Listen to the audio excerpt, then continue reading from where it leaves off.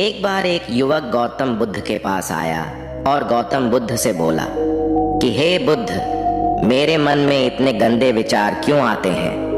मैं नहीं चाहता कि मेरे मन में गंदे विचार आए, पर मेरे मन में हमेशा काम वासना के विचार चलते रहते हैं और मैं इनके बारे में सोच सोच कर बहुत परेशान हूँ। मेरी ऊर्जा और समय यह सब सोचने में ही नष्ट हो जाती है और इन सब के विचारों की वजह से मैं कभी भी शांत नहीं रह पाता और मैं हमेशा ही स्त्रियों को देखकर मोहित हो जाता हूँ। इन विचारों को अपने आप को रोक ही नहीं पाता। बुद्ध मुस्कुराए और उन्होंने उस युवक से पूछा, क्या तुम्हें पता है यह काम वासना होती क्या है? फिर लड़के ने उत्तर दिया और कहा, बुद्ध, मैं यह तो नहीं जानता कि काम वासना होती क्या है, पर हाँ, ये जो भी है बहुत बुरी चीज है। फिर बुद्ध ने उस युवक से कहा कि सबसे पहले तो तुम्हें यह समझना है कि प्राकृतिक रूप से जो भी चीज हमारे अंदर है वह बुरी नहीं है। हमारे जीवन में उसकी कुछ ना कुछ जरूरत है। वासना कोई बुरी बात नहीं है। यह तो हमारे मन की एक भावना है जो हमें किसी ना किसी चीज की कमी का एहसास करवाती है और फिर हम उस चीज को पाने के लिए उस चीज की तरफ आकर्षित हो जाते हैं। जैसे अगर तुम्हारे पास धन की कमी है तो तुम में धन पाने की वासना उत्पन्न हो जाएगी। तो वासना कुछ और नहीं, बस एक प्रकार की कमी है जो कि एक प्रकार की जरूरत का एहसास है। और जब यह जरूरत शारीरिक हो तो हम इसे काम वासना का नाम देते हैं। युवक ने गौतम बुद्ध को कहा कि बुद्ध, मुझे काम वासना का मतलब तो समझ में आ गया, पर आप मुझे ये बताइए कि यह आती कहाँ से है और कैसे आती है। गौतम बुद्ध ने कहा कि काम वासना कहीं से आती नहीं है, यह तो हमारे अंदर ही होती है और इसका होना तो जरूरी भी है, तभी तो मानव जाति का विस्तार होगा। युवक ने कहा, जब यह हमारे अंदर ही है और जरूरी भी है तो फिर लोग इसे गलत क्यों बोलते हैं? बुद्ध ने कहा कि यही तो समस्या है। लोगों ने काम वासना को गलत तरीके से सोच लिया है। इसे छिपाने की, दबाने की कोशिश करते हैं। काम वासना गलत नहीं है, बल्कि काम वासना का गलत तरीके से प्रयोग करना गलत बात है। लोग जिससे प्रेम करते हैं बस उसी के लिए जीने लग जाते हैं, उसे पाना ही अपना लक्ष्य बना लेते हैं और उसी के बारे में हमेशा सोचते रहते हैं, पर यह सब गलत है। बुद्ध ने युवक से कहा, क्या तुम्हें पता है जानवरों में भी काम वासना होती है? युवक ने उत्तर दिया, हाँ बुद्ध, जानवरों में भी काम वासना होती है, क्योंकि जानवर भी तो आखिर अपनी पीढ़ी को आगे बढ़ाएंगे। बुद्ध ने कहा, तो फिर हम जानवरों की काम वासना को गलत क्यों नहीं कहते? युवक ने कहा, मुझे नहीं पता महात्मा, आप ही मुझे बताइए। गौतम बुद्ध ने कहा कि जानवर अपनी काम वासना का प्रयोग आनंद प्राप्ति के लिए नहीं करते, वह तो सिर्फ संतान उत्पन्न करने के लिए ही काम वासना का उपयोग करते हैं। जानवरों को प्रकृति ने इतनी समझ नहीं दी कि वह काम वासना को अपने सुख का आधार बना सके, जबकि मनुष्य अपनी समझ के बलबूते पर प्रकृति में पाई जाने वाली प्रत्येक वस्तु को अपने सुख के लिए प्रयोग करता है। हम इंसानों ने ही काम वासना को अपने सुख का साधन बना लिया है, जबकि प्रकृति ने तो हमें अपने वंश को आगे बढ़ाने के लिए दिया था, लेकिन इंसानों ने इसे अपने जीवन का परम लक्ष्य बना रखा है और इस तरह से काम वासना का भी लगाम हो जाना गलत है। युवक ने पूछा, महात्मा जी, ये काम वासना हम पर हावी क्यों होती है? तब गौतम बुद्ध ने कहा कि सुनो, अब जो मैं तुम्हें बताऊंगा उसे तुम ध्यानपूर्वक सुनना। काम वासना का सारा खेल तुम्हें समझ आ जाएगा, तुम्हें तुम्हारे सारे सवालों का जवाब मिल जाएगा, बस तुम्हें ध्यान से सुनकर समझना है। एक बार की बात है, एक आश्रम में गुरु और उनके शिष्य रहा करते थे, जो रोजाना आश्रम के बाहर स्थित गांव में भिक्षा लेने के लिए जाते थे। उस आश्रम का एक शिष्य जिस गांव में भिक्षा लेने जाता था, उस रास्ते में एक नदी पड़ती थी। एक दिन उसने देखा कि एक लड़का पेड़ के पीछे छिपा है। वह उस लड़के के पास गया और उससे जाकर बोला, भाई, तुम इस पेड़ के पीछे छिपकर क्या देख रहे हो? लड़के ने कहा, अरे तुझे नहीं दिख रहा कि मैं क्या देख रहा हूँ? तब शिष्य ने नदी की तरफ देखा तो वहां पर कुछ लड़कियां पानी भर रही थीं। वो लड़कियां 14-15 साल की होंगी। तब उसने उस लड़के से कहा, अरे भाई, वहां पर तो लड़कियां पानी भर रही है, इसमें छिप कर देखने वाली क्या बात है? तब वो लड़का शिष्य की तरफ देखकर उससे कहता है, अरे पागल, तुम्हें दिखाई नहीं दे रहा कि कैसे ये परियां नदी से पानी निकाल रही है? जरा उनकी अदाओं को तो देखो, उनके कोमल शरीर को देखो, उनकी पतली कमर को देखो, और उनके बाल उनकी कमर पर कैसे लहरा रहे हैं, मानो सुंदरता बिखरी पड़ी हो। शिष्य ने फिर नदी की तरफ देखा और इस बार वह इससे देखता ही चला गया। उसे किसी भी बात का कोई डर नहीं था, लेकिन अब वो छिपने लगा और उन लड़कियों को देखने लगा। और जब वो छिपकर उन लड़कियों को देख रहा था, तभी वह अचानक अंदर से कांप गया और उसने कहा कि यह मैं क्या कर रहा हूँ, मैं जो कर रहा हूँ वह सही नहीं है, मुझे यहाँ से चले जाना चाहिए। और फिर वह जल्दी से वहां से चला गया। वो आश्रम पहुंच जाता है।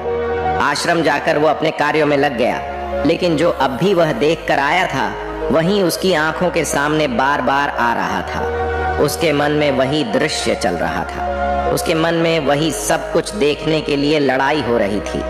उसका किसी भी काम में मन नहीं लग रहा था। सुबह होते ही वह रोज जल्दी ही भिक्षा के लिए आश्रम से निकल जाता और उस नदी के पास वाले पेड़ के पास जाता, और जहां पर वह लड़का पहले से मौजूद रहता था, उस लड़के के साथ मिलकर लड़कियों को छुप छुप कर देखता था।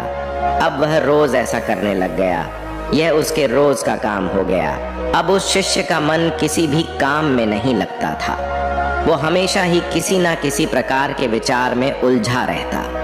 वो आश्रम के कार्यों को भी ठीक ढंग से नहीं कर रहा था, न वो ठीक से सो पाता था और न वो ठीक से खाना खा पाता था। उसका मन बेचैन सा रहता था।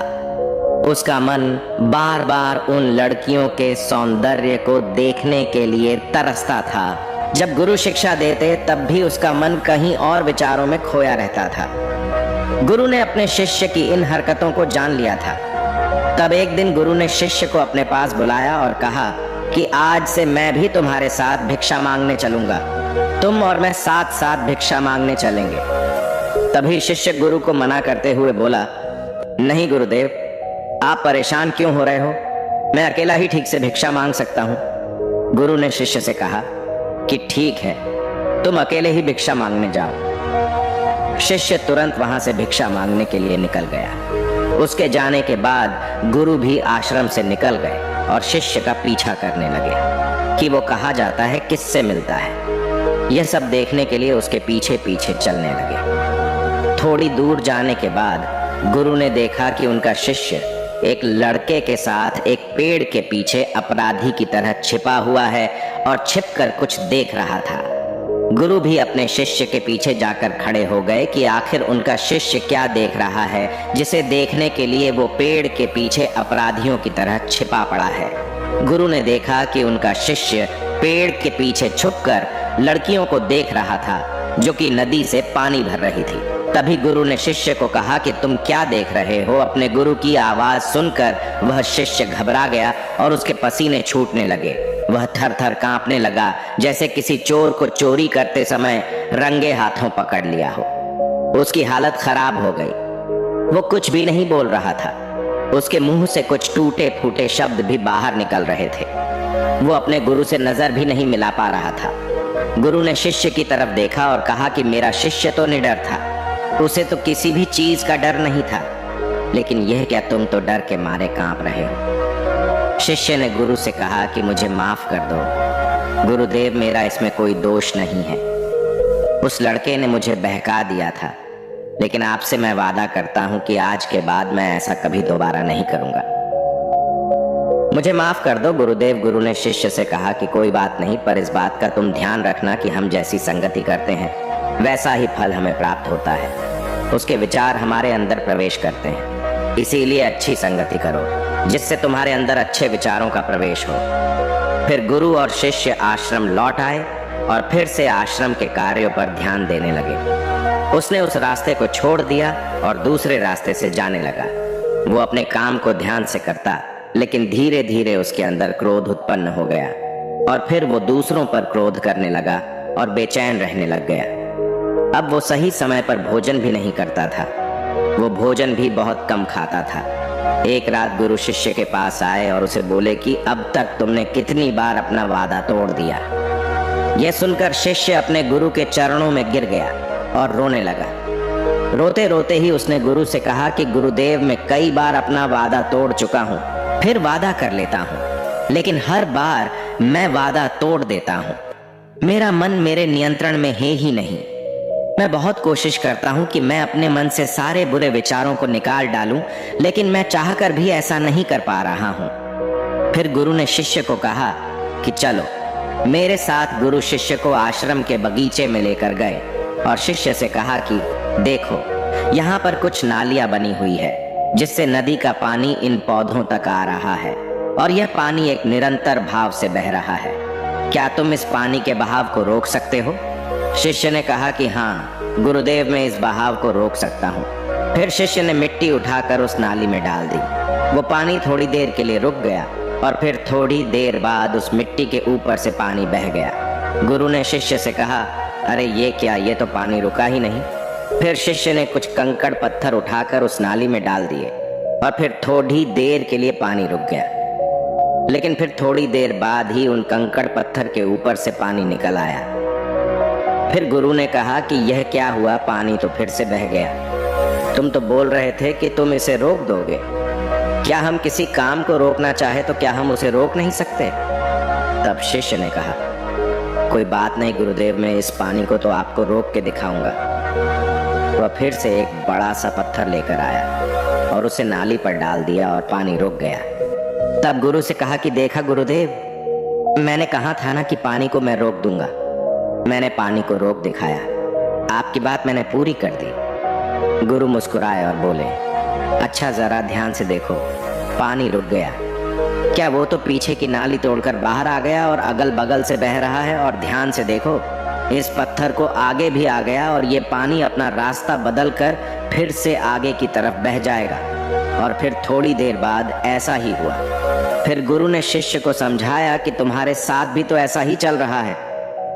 तुम बार बार प्रयास कर रहे हो, बड़े से बड़ा प्रयास कर रहे हो, पर हर बार तुम्हारा प्रयास टूट रहा है और यह हमेशा टूटता ही रहेगा। तुम कितना भी बड़ा पत्थर रख लो, लेकिन पानी तो अपना रास्ता बना ही लेगा।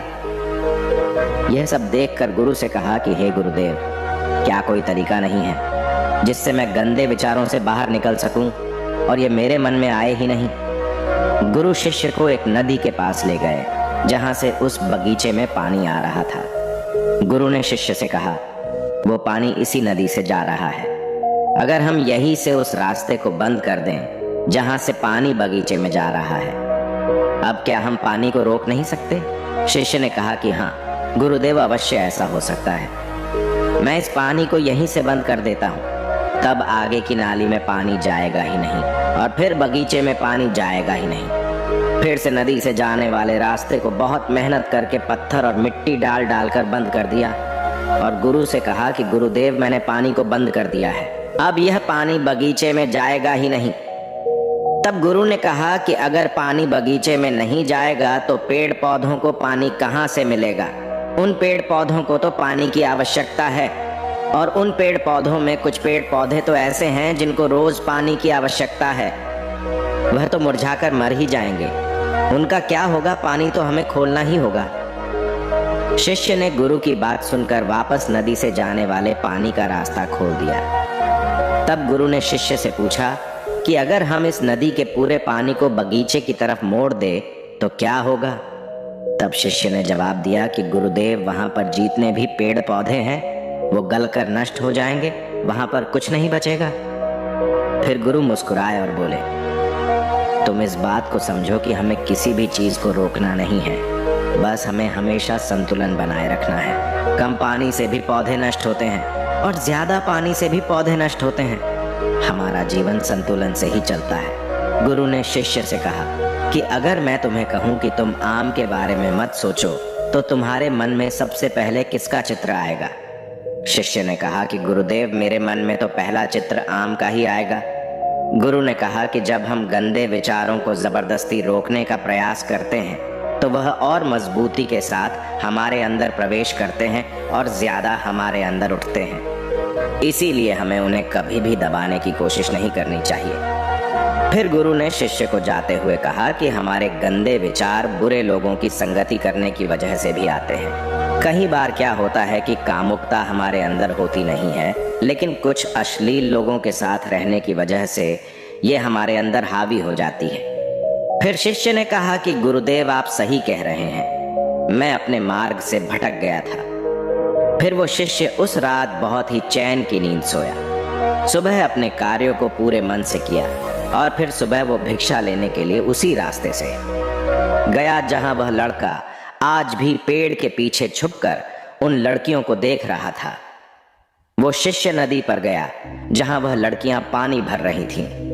उसने उन लड़कियों से पानी मांगा। उन लड़कियों में से एक लड़की ने उसे पानी पिलाया और उस सन्यासी शिष्य के चरण छुए। शिष्य ने उसे आशीर्वाद दिया कि तुम्हारा कल्याण हो। उसका मन सकारात्मक ऊर्जा से भर गया। उसके चेहरे पर मुस्कान आ गई थी, जैसे कि उसे कुछ खोया हुआ वापस मिल गया हो। वह वापस अपने रास्ते से जाने लगा। तभी पीछे से वह लड़का आ गया जो पेड़ के पीछे छुपा हुआ था। वह शिष्य के पास आया और बोला कि क्या बात है, आज तो तुमने नजदीक से दर्शन कर लिए, तुम तो मुझसे भी आगे निकले। तब शिष्य ने कहा कि हम हमेशा दूसरे के दर्शन करने में ही व्यस्त रहते हैं, अपने दर्शन कर ही नहीं पाते। तुम कब तक इस पेड़ के पीछे छुपते रहोगे? किसी को पसंद करते हो तो उससे बोल दो, अगर वो भी तुम्हें पसंद करती है, और शादी कर लो। पर उससे पहले तुम कुछ बन जाओ तथा अपने आप को पहचान लो। ऐसे अपना समय बर्बाद मत करो। फिर वह लड़का रोज उससे मिलने लगा और उस लड़के ने नदी पर जाना छोड़ दिया। और फिर वो लड़का अपने जीवन में कुछ बनने के लिए संघर्ष करने लगा। तो तुमने देखा संगति का असर क्या होता है। अपनी संगति बदलो, अपने विचार बदलो। बुद्ध ने युवक से पूछा कि क्या तुम्हें तुम्हारे सारे सवालों का जवाब मिल गया? तब युवक ने कहा कि हाँ महात्मा जी, आपका बहुत बहुत धन्यवाद। तब गौतम बुद्ध ने युवक से कहा कि जब तुम्हारे मन में गंदे विचार आए तब आप अपने आप को दोषी मत मानो। यह शरीर है और यह सब इसमें हजारों वर्षों से सीखा है। ये केवल तुम्हारे सोच लेने से, शपथ लेने से ये टूटने वाला नहीं है, लेकिन तुम्हारे पास वो शक्ति है और वो ऊर्जा है जिसका तुम्हें संतुलन बनाए रखने के लिए उपयोग करना है। तुम एक जीवित ऊर्जा हो जो कुछ भी अनुभव करने के लिए स्वतंत्र हो, जो कुछ निर्माण करने के लिए स्वतंत्र हैं। इसीलिए तुम अपने आप को पहचानो। दोस्तों, आपको यह कहानी कैसी लगी?